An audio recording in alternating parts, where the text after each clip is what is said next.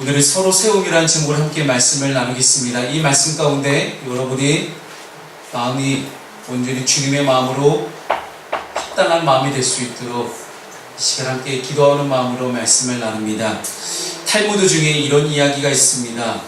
한 왕이 중병에 걸렸는데 의사는 왕에게 사자의 젖을 마셔야만 낫는다라고 말합니다. 용기 있는 한 청년이 자원하여서 사자로부터 젖을 얻게 되었습니다. 다시 왕궁으로 돌아오는 길에 이 청년이 피곤했는지 잠시 길에서 잠이 들게 되었습니다. 그때 청년의 각 몸의 부위가 서로 싸우기 시작합니다. 서로 사자의 젖을 얻는데 중요한 역할을 했다고 우기기 시작합니다. 발은 자신이 사자 굴까지 갔으니 가장 잘했다라고 말했고, 심장은 자신이 두려워하지 않았기 때문에 가장 잘했다고 말합니다. 머리는 자기가 똑똑했기 때문에 자기의 지혜로 사자의 젖을 얻을 수 있었으니 자기가 제일 잘했다라고 이야기하고, 눈은 자기가 길을 안내했기 때문에 성공했다고 말합니다. 그때 입안에 있는 혀가 자신의 말을 하려고 하자 다른 모든 지체들이 혀를 비난하며 뼈도 없는 것이 가만히 있으라고 하였습니다.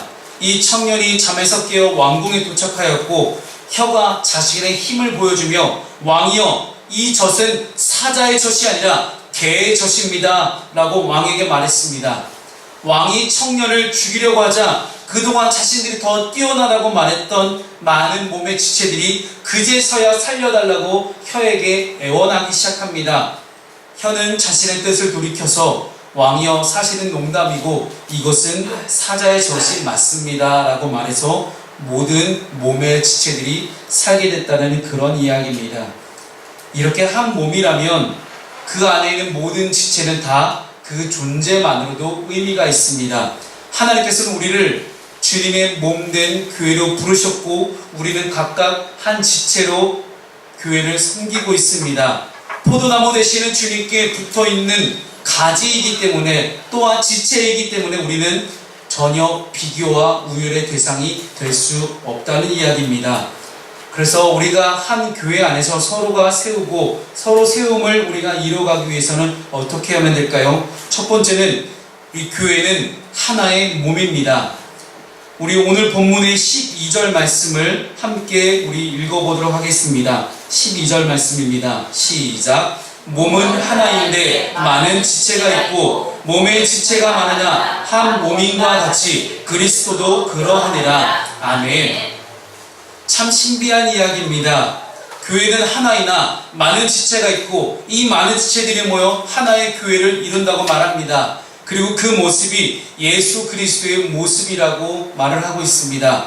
마치 삼위일체의 비밀을 말하는 것처럼 바울은 말하고 있습니다. 하나님과 예수님과 성령님은 각각의 위격을 가지고 계시지만 그 본질상 그 세 분은 다 한 분이신 하나님이십니다. 이 삼위일체의 비밀처럼 똑같이 몸은 여럿이지만 하나이고 하나이시지만 여럿인 것처럼 우리 교회 안의 모든 지체들도 그렇게 살아가야 한다는 이야기입니다. 여럿이기에 다양한 기능을 수행할 수 있고 또한 하나이기 때문에 서로 조화를 이룰 수가 있는 것입니다. 사랑하는 여러분, 교회는 그래야 합니다. 다양한 사람들이 모여서 형성된 이 교회를 하나 되게 하는 것은 오직 그리스도로 가능해집니다. 우리는 그리스도라는 중심을 통해서 함께 모였고 함께 하나가 되기 시작합니다.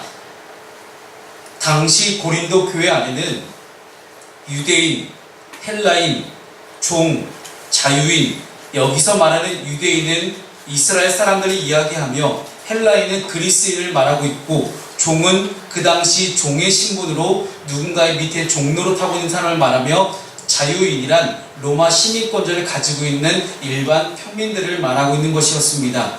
이렇게 다양한 출신과 다양한 사람들로 이루어져 있었기 때문에 인간의 본성으로는 하나가 될 수 없는 공동체입니다. 그러나 성령 하나님께서 그들을 서로 하나가 되게 하셔서 여러 지체를 한 몸으로 이루게 하셨습니다. 그 증거로 하나님께서 고린도 교회에게 보여주신 것은 성례전입니다. 세례와 성만찬을 통하여 교회 공동체가 하나 될 수 있도록 하셨습니다. 그래서 여러 지체로 이루어진 이러한 사람들과 함께 살아가고 있지만 그 가운데 분명히 우리는 예수 그리스도의 세례와 성만찬으로 서로 하나가 될 수 있음을 신비로 우리에게 보여주고 계신 것입니다. 우리는 각자가 서로 다른 모습과 다른 본성과 다른 모양을 가지고 살아갑니다. 하지만 하나가 되는 것은 성령 하나님께서 우리에게 하나 되게 하시는 은혜의 힘을 우리가 믿음으로 바라보며 나아갈 수 있기를 믿음으로 바라보실 수 있도록 이 시간 주님으로 축복합니다. 사랑하는 여러분, 우리는 교회뿐만 아니라 많은 곳에서 하나 되기를 위하여 힘쓰며 살아가고 있습니다. 저와 여러분의 삶들을 통해서 많은 공동체에 소속하게 됩니다. 작게는 가정이요, 넓게는 커다란 사회를 우리는 보게 됩니다. 하지만 그 가운데서 우리는 분명하게 알 수 있는 중요한 사실이 있습니다. 이 세상을 만드신 분은 하나님이시고 이 세상 가운데 모든 것들을 조화롭게 하시는 분도 하나님 한 분뿐이라는 사실입니다. 그래서 우리는 오직 그리스도 안에서 하나가 될 수 있습니다.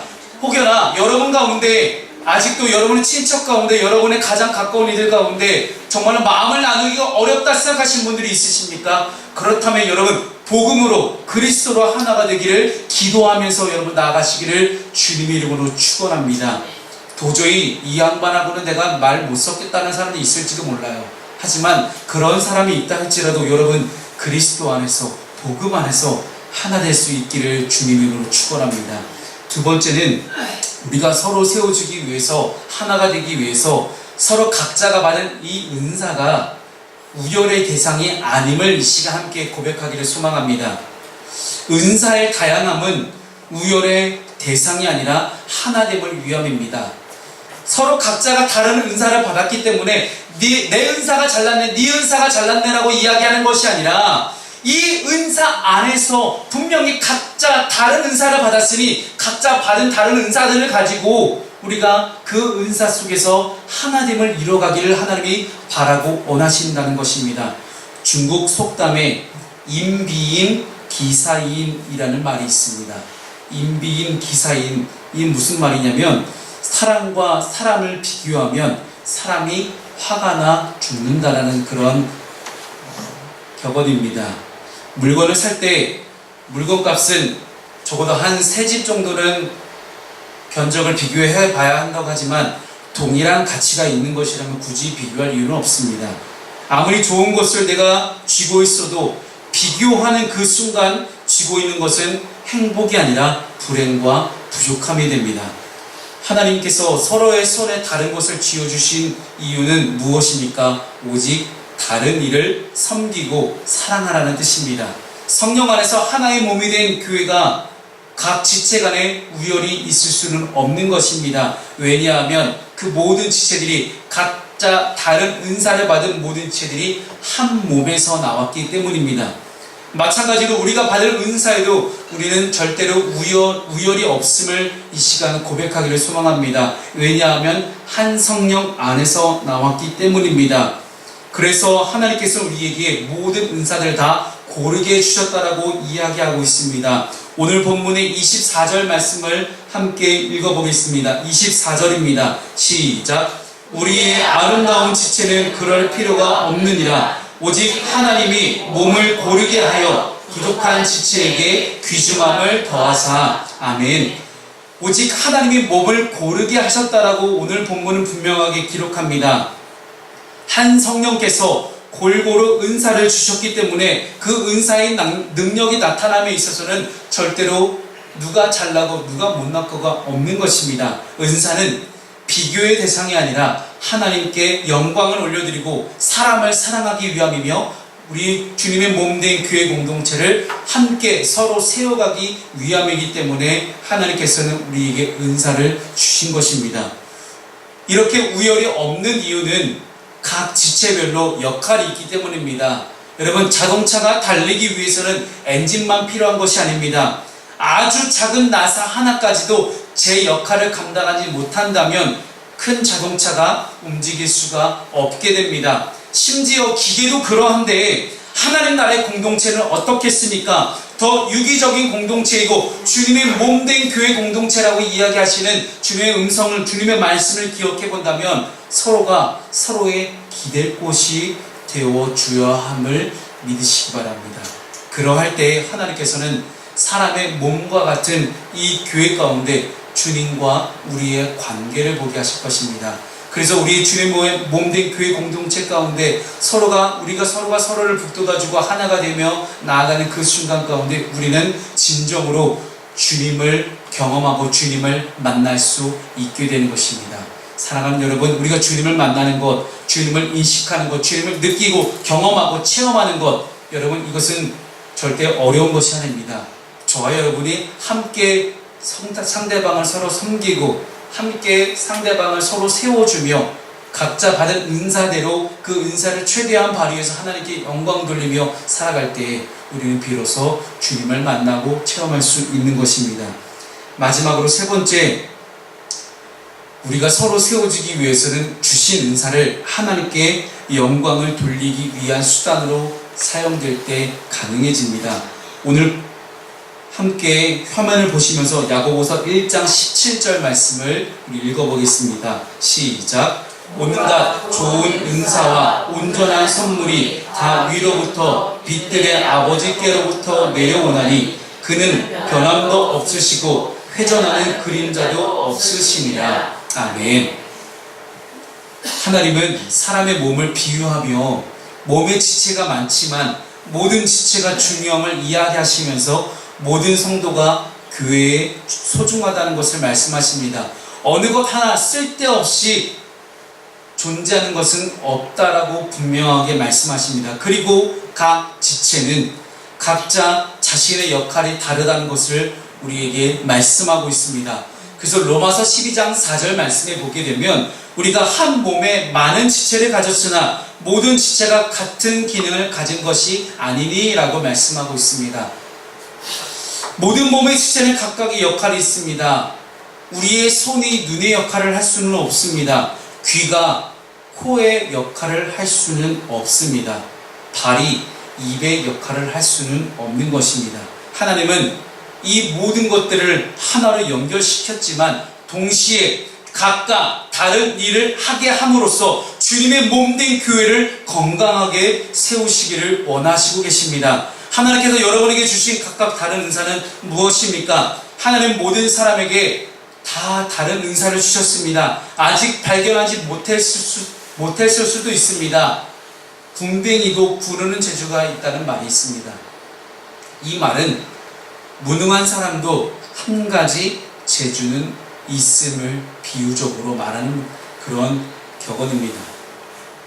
우리는 하나님께서 우리에게 주신 크고 작은 재능으로 하나님을 기쁘시게 하고 하나님을 영광스럽게 할 수 있습니다. 하나님은 사람들이 보기에도 큰 일을 행해야만 인정하시는 분이 아니십니다. 작고 보잘것없는 일을 할지라도 그 작은 일에 충성되어 일하는 사람을 하나님은 사랑하십니다. 우리는 아주 작은 섬김으로도 하나님을 영화롭게 영광스럽게 할 수 있습니다. 그렇기 때문에 작은 은사를 할지라도 그것으로 주님의 몸된 교회를 세워가는 봉사를 시작하시기 바랍니다. 우리 모두는 하나님의 은혜를 받아 살고 있습니다. 그런데 은혜는 하나님의 선물인 은사를 동반합니다. 은사, 즉 이 은사라는 단어는 그리스어로 카리스라는 단어를 쓰고 있습니다. 은혜는 카리스이고 은사는 카리스마라는 단어를 쓰고 있는데 이 은혜와 은사가 같은 어원에서 나왔다는 것을 보았을 때에 우리는 하나님의 은혜는 단일하지만 은사는 너무나 다양한 것들을 보게 됩니다. 또한 하나님이 주시는 은사는 하나님의 은혜로 부어지는 것임을 우리는 분명하게 보게 됩니다. 사실 은사는 사람의 수만큼 굉장히 다양합니다. 그 사람의 그릇에 따라서 하나님은 다양한 은사를 주시기 때문입니다. 하나님의 은혜를 받았는데 은사를 받지 않았다고 말하는 것은 잘못입니다. 은사가 하나님의 선물이라면 거기에는 우열이 있을 수가 없습니다. 모두가 다 똑같이 소중하고 모두가 다 똑같이 하나님의 은혜를 받은 사람입니다. 이것을 인정할 때에 그리스도의 몸인 교회는 생명력을 얻게 됩니다. 그런데 은사는 받은 당사자만을 위해 주어진 것이 아닙니다. 하나님 나에게 은사를 주셨을 때는 이 은사를 가지고 내가 나를 위해서 쓰라고 주신 것이 아니라는 것입니다. 하나님의 은사는 누군가를 섬기고 또한 누군가를 일으켜 세우는데 주님의 몸된 교회 공동체를 함께 세워가는 데 주시는 것이 하나님의 은사입니다. 우리가 이런 섬김과 사랑의 마음으로 살아가게 될 때 우리는 세상에 그리스도의 현존을 드러내는 매개체가 됩니다. 많은 이들이 섬김을 받고 싶어 합니다. 그런데 여러분, 정말 섬김을 받고 싶다면 내가 먼저 섬겨야 됩니다. 내가 먼저 봉사하고 섬기는 그 행동 속에서 누군가가 나의 모습을 바라보며 그리스도인은 섬기는 사람들이구나 라는 것들을 깨닫게 됩니다. 남아프리카 초원에 사는 흰 개미 집단의 서식지인 흰 개미 탑이 있습니다. 흰 개미들이 탑을 만들었는데 일종의 고립적인 복합 동물처럼 되어버렸습니다. 즉, 흰 개미들이 쌓아올린 이 흰 개미 탑 안에는 뇌, 위, 간장, 종의 번식을 보장하는 생식기는 물론이고 식량을 끌어모으기 위한 손발과 입도 있다는 것입니다.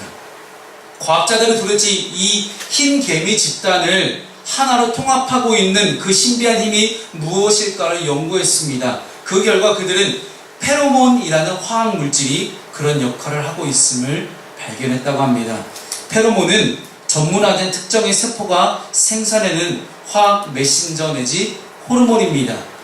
이것이 신체 구석구석에 위치하고 있는 다른 모든 세포의 활동을 원활하게 조정하는 능력을 가지고 있다고 합니다. 흰 개미의 페로몬은 주로 여왕 개미가 생산해내는데 이것은 곧 다른 흰 개미에게 전달이 되고 이들이 개미탑 전체로 이동해 가면서 마치 생체 내에 혈류가 흐르듯이 메시지가 전달된다고 이야기합니다. 이 흰 개미탑과 교회를 막바로 비교하는 것은 좀 무리가 있다고 생각합니다. 하지만 그럼에도 불구하고 상당히 흥미로운 점이 있습니다. 교회는 그리스도의 뜻이 모든 구성원들에게 전달되고 구성원들이 그 뜻을 마음을 다해 수행함으로써 든든하게 서가는 것이 교회입니다. 어느 한 군데서라도 소통이 막히게 되면 그리스도의 뜻이 그 공동체를 지배할 수가 없습니다. 신앙은 물론 하나님과 우리들 각자의 긴밀하고도 내적인 관계를 전제로 하고 있습니다. 하지만 신앙생활이라는 것은 교회 공동체라는 더 큰 몸에 속할 때 비로소 가능해집니다. 우리가 교회에 속해서 다른 이들과 함께 어울리면서 하나님의 뜻을 이루기 위해 헌신하며 살아갈 때 우리는 믿음도 자라고 그리스도의 몸도 자라는 것들을 보게 됩니다. 이것을 바울 사도는 로마서에서 서로 지체가 되었다라고 표현하고 있습니다. 서로 세움은 믿음의 본질에 속하는 것입니다. 여러분이 그 믿음의 본질을 찾게 되시기를 주님의 이름으로 축원합니다. 기도하겠습니다.